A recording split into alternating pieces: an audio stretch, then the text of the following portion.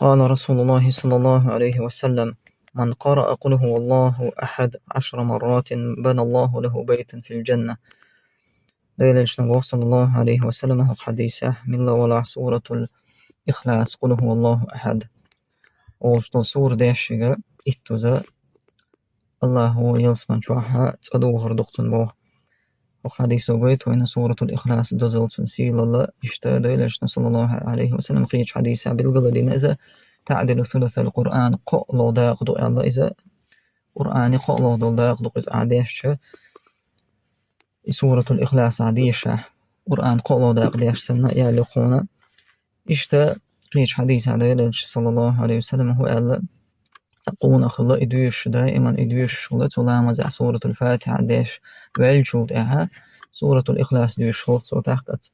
صحاب تامش من أتبالخ شيش قوحتر مدو ألا ديل شنت إذا حنيزة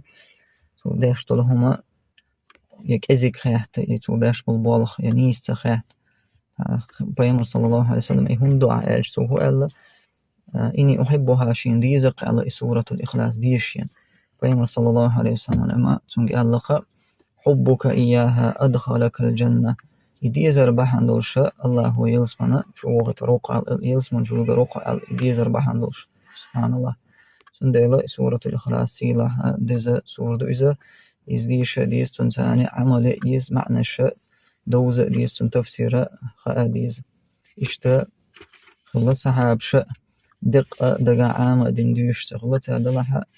معنش دوز ريح تفسير دوز ريح قحيوك شغلتها والله أعلم.